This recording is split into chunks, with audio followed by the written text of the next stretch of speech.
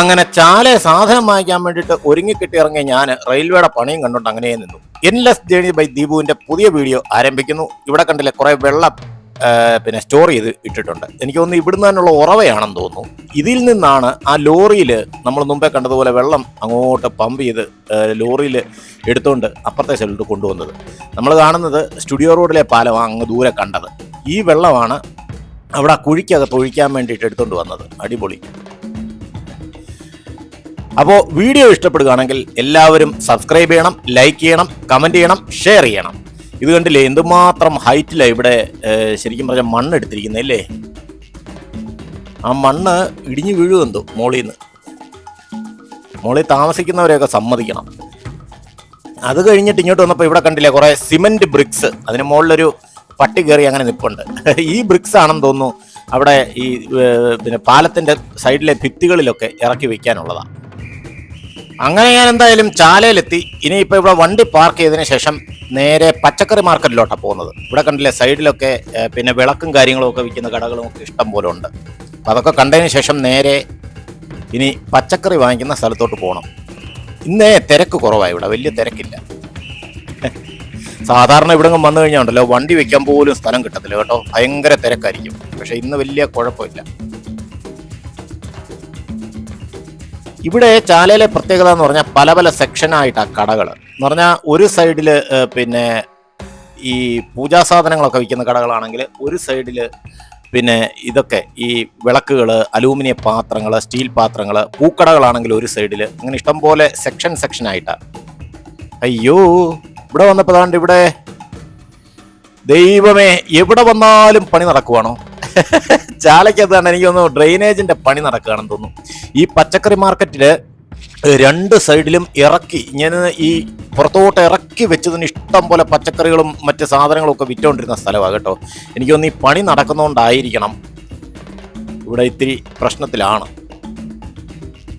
കടക്കാരെയൊക്കെ അത് ശരിക്കും ബാധിക്കുന്നുണ്ട്. എങ്കിലും സാധനങ്ങളൊക്കെ ഇഷ്ടം പോലെ അവരുടേതായ കഴിവിനനുസരിച്ച് പുറത്തോട്ടിറക്കി വെച്ചിട്ടുണ്ട്. അയ്യോ, പക്ഷെ നല്ല പൊടിയായിരിക്കത്തില്ലേ? ഇതെല്ലാം തുറന്നുമായിരിക്കുന്നത് കേട്ടോ, നല്ല പൊടിയടിച്ച് കയറും.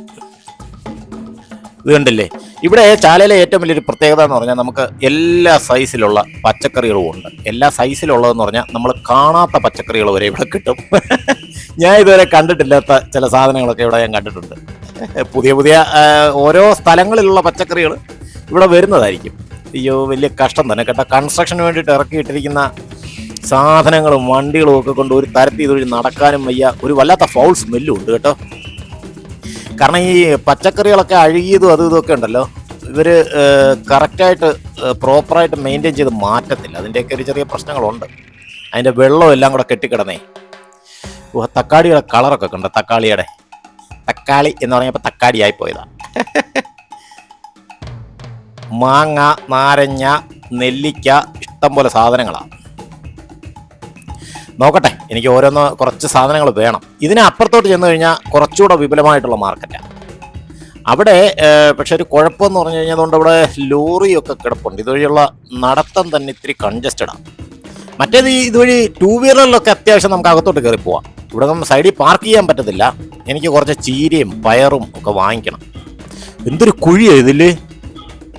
ഒയ്യോ, ഡ്രെയിനേജിന് വേണ്ടിയിട്ട് എടുത്തിട്ടിരിക്കുന്നതാണല്ലോ, നല്ല കുഴിയാണ്. അപ്പം നമുക്ക് ഇവിടുന്ന് നേരെ മെയിൻ മാർക്കറ്റിനകത്തോട്ട് കയറി പോവാം. അവിടെ ആവുമ്പോൾ വിപുലമായ കടകൾ ഇഷ്ടം പോലെ ഉണ്ട്. കണ്ടില്ലേ, അയ്യോ നല്ല സ്മെല്ലാണ് കേട്ടോ ഇതുവഴി നടക്കുമ്പോൾ.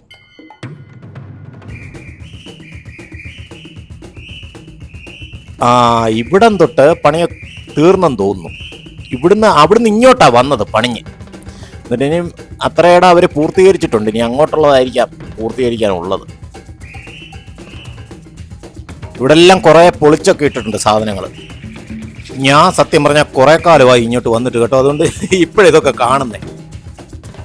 ഇവിടെ എന്തൊക്കെയോ സ്മാർട്ട് സിറ്റിയുടെ ഭാഗമായിട്ട്, അതിൻ്റെ പദ്ധതിയുടെ ഭാഗമായിട്ട് കോർപ്പറേഷൻ തന്നെ ചെയ്യുന്ന നിർമ്മാണ പ്രവർത്തനങ്ങളാണ്. കണ്ടില്ലേ, നമുക്കപ്പോൾ ഇവിടുന്ന് കുറേ സാധനങ്ങളും വാങ്ങിച്ചിട്ട് നമുക്ക് നേരെ വിടാം. ഇനി എനിക്ക് പൂജാ സാധനങ്ങൾ വിൽക്കുന്ന കടയിലോട്ടാണ് പോകേണ്ടത്. കുറച്ച് പൂജാ ഐറ്റംസ് ഒക്കെ വാങ്ങിക്കണം. ഇവിടെ കണ്ടില്ലേ റോഡ് ക്ലോസ്ഡ്. ഞാൻ മുമ്പ് പറഞ്ഞതുപോലെ തന്നെ സ്മാർട്ട് സിറ്റി പദ്ധതിയുടെ ഭാഗം തന്നെ. കറക്റ്റ്.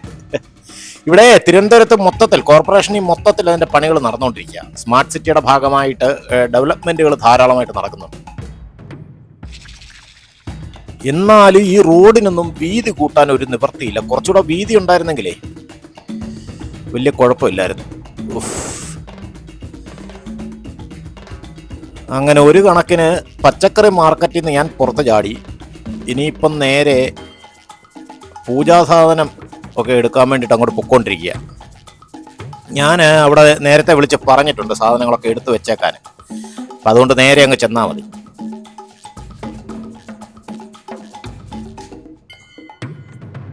ഒരുപാട് കടകളെ പഴയതുപോലെയല്ല അടച്ചിട്ടേക്കുന്നു. ഇന്ന് വേറെ പ്രത്യേകിച്ച് അവധിയൊന്നുമില്ലല്ലോ. അയ്യങ്കാളി ജയന്തിയുടേത് ഗവൺമെൻറ് സ്ഥാപനങ്ങൾക്കാണ് അവധി.